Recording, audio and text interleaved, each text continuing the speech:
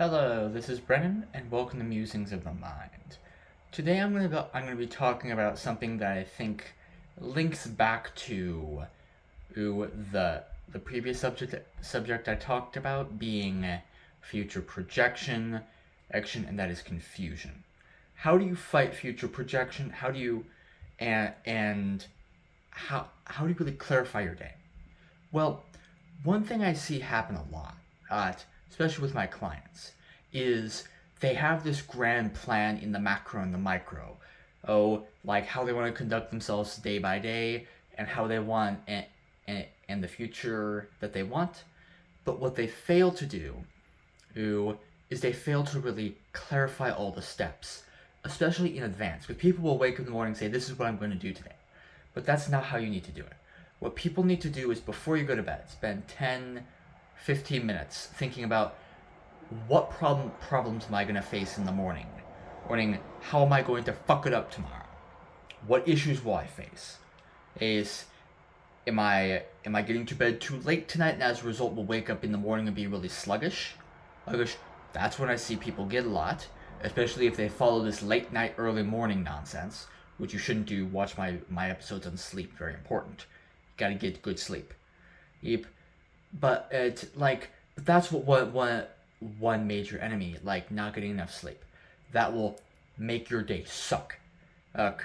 Another one might be random commitments. Like let's say, or I shouldn't say random, but like inconsistent commitments. Like if you have children, or if you have a pet, something that could get in the way of your plan.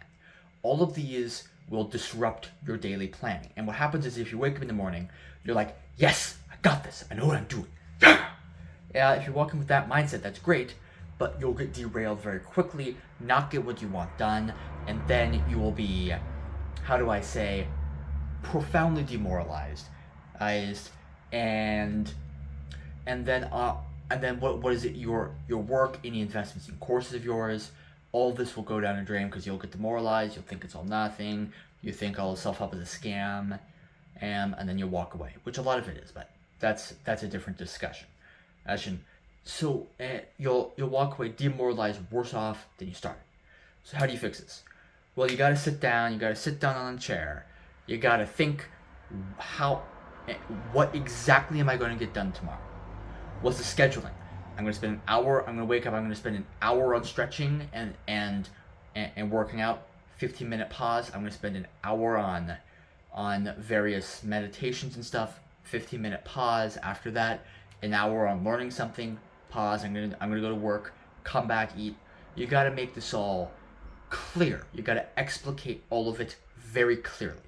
Really on a schedule. Sit down. Work it out. What time in the morning are you going to be doing all of these things? And then, like, if you have random commitments, how would this affect the scheduling? Like, let's say you wake up sluggishly and you miss an hour workout. How are you going to deal with that? Think about it being proactive. Big thing. I made a video about that in the past. Go watch it. Proactivity, very important. Be proactive.